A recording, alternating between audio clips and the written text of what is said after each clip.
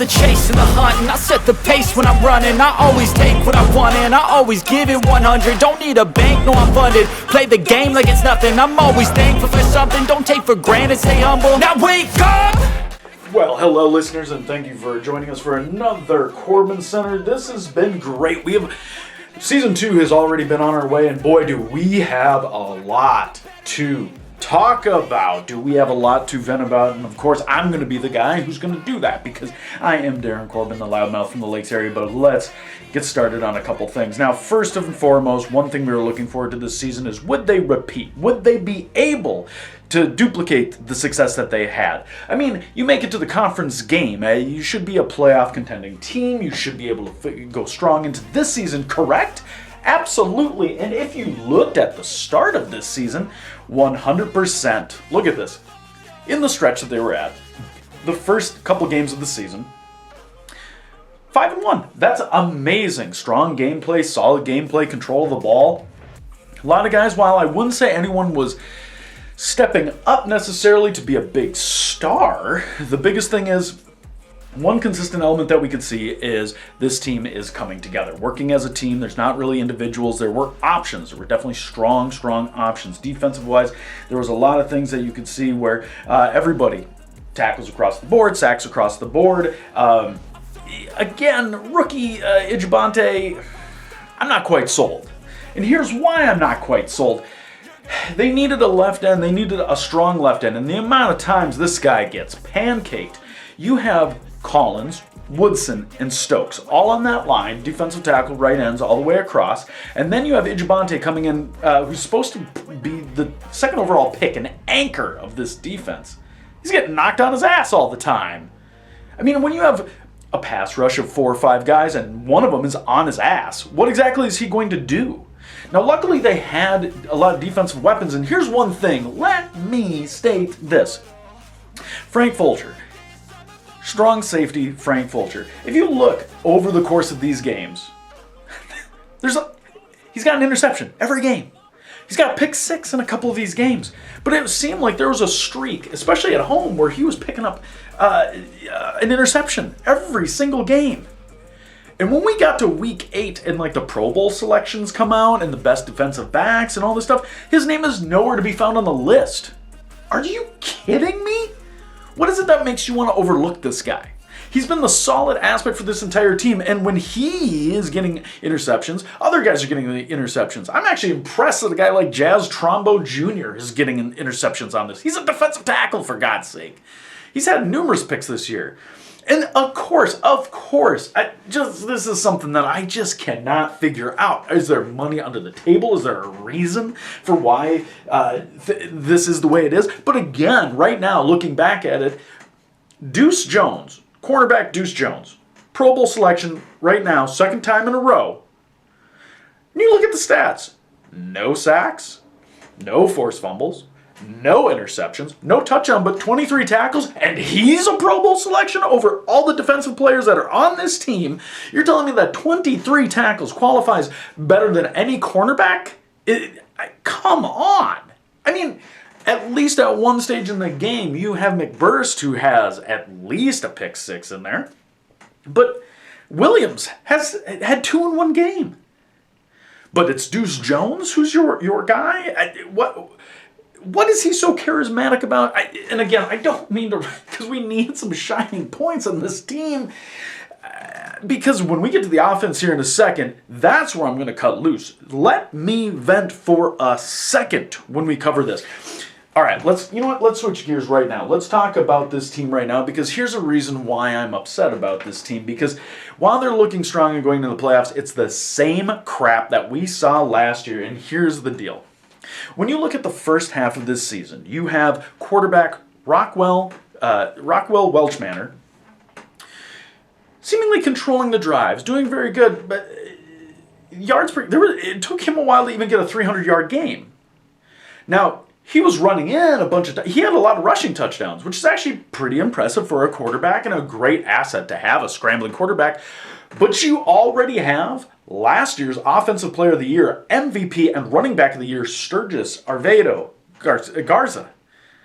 And He is not by any means having a bad season, but you are running those in, and you have 6 wide receivers. Well, 5, because of course we lost one due to injury for the season. But you're going to tell me that you can't utilize Gideon Risk? You're not going to be able to utilize Craig Nelson's speed? Luka Walkenholtz? I mean, again, all these guys. I mean, even, let's face it, Des Anderson is not exactly a crucial part of this team, but he's been pulling touchdowns. But are you telling me that with the exception of the Steelers game, that they absolutely blew them out, where if every game was like the Steelers game, then we would absolutely have no doubts about this team? We'd be like, they're winning the Super Bowl, no doubt. But of course, the Steelers were a 2-8 team at that time, so there is no doubt that they should have blown them out like they did. And most of the score on that one was actually pick sixes by defensive players who are not Pro Bowl selections. But anyway, I just feel as though Rockwell might be a little selfish to run this team, and maybe he feels like he was snubbed last year. He got quarterback of the year. That's wonderful, amazing, great. But here's why I don't feel that Rockwell is exactly as good of a player as maybe he thinks he is. Now, maybe he's got a lot of weapons on his side. Maybe he's got a lot of assets, but look no further than the most crucial game of this season happens in week 15. And to say that this is a disaster of a game is an understatement. This is a let's blow this team up and rebuild right now. This is how I feel watching this game. Let's blow the team up and rebuild. Maybe, if you're not going to use Sturgis, maybe we let him go to a team that can actually qualify for a Super Bowl. Maybe somebody who's actually going to use him. You had Willie White this year. Maybe Willie White was onto some backup, strong safety. Now, Frank Fulcher, like I mentioned, I'm a big Frank fan, and I was wondering why he was getting snubbed, but here's the deal. Willie White said he did not want to be on this team. He was a strong safety backup, but he was talented, very, very talented, had 2 years left, and was willing to opt out on this. And actually, his unhappiness with his entire team brought down the morale. They did the right thing. They traded him away. They got rid of him, sent him to another team for a draft pick at the same time when they made a really good draft choice where they traded their first 6th and 7th round draft pick to, at the time, again, the week 7 rule where you can trade draft picks for draft picks. After that, you cannot do that. But what they ended up doing is they traded that away, and they ended up getting, at the time, the Dolphins first, 2nd, and 3rd round. Now, also, let's go back here. The Dolphins, the worst team in the league at the time, and on the road, the Fusion barely squeaked by them. You're going to tell me that Rockwell Welchmander is going to be able to lead this team against the top contenders, the Super Bowl contenders, when he can't even get past the worst team in the league only by 3 points? Well, the answer coming up is a big resounding no. And that was very obvious. Week 15, Fan Appreciation Day. And if you ever wanted an event to blow up in your face, a slap in the face to all the fans, this is the game to do it. At halftime, I have to say, the one thing is the defense stuffed this team. Thank God for the defense, because if it weren't for them, this game would have been worse. At halftime, it was 6-0. Only field goals. The defense had held the Denver Broncos to negative 18 yards, and they were still beating the Fusion. That's because Rockwell goes out there and throws 2 interceptions, and then on his only 4th down drive, fumbles the fucking ball. Sorry for my language, but it's my show. He fumbled the ball. And then Luther Murray, who was picked up, Pro Bowl selection, picked up for this team as a backup just in case the Welchmander experience does not work out. What's the first thing he does? He throws an interception. And then what does he do in the 3rd quarter? But he throws the pick 6 that would ultimately seal the game and give the Denver Broncos, last year's Super Bowl champions, this year's top contender, potentially another Super Bowl run, gives the last year's Super Bowl team, the team that knocked them out of the playoffs last year, and proved this year that they beat them even worse. This was by far the most pathetic game I have ever seen in offensive leadership. Sturgis tried. Let's do this. Whenever Sturgis grabbed the ball, there was a couple times where he ran for 10 plus yards. There was one touchdown, one touchdown because of Sturgis, who got close enough because of a deep bomb that actually went to Walkendorfer, I think it was, or Walkenholtz, or maybe it was Craig Nelson, one of the speedsters. It's the only reason they got anything. But my God, when everything needed to count, I have never seen somebody drop the ball. You're going to do fan appreciation. You're going to try and bring teams in at home. Big part of it, we know how this season is set up. Mostly the home games are a great example of how these teams play, but on the road is the crucial ones, because the roads are the games where you need to kind of have to win. You have to have a team solid enough to win on the road, and this team is not. But now they're not even solid enough to win. They didn't even lose a game last year at home. They beat Denver at home. But this year, they threw 4 interceptions, 1 a pick 6. They literally threw the game away. The fans in protest, everybody got team bird feeders, burning them in the park. And I don't blame them one bit. I don't blame them at all. Watching this game was the most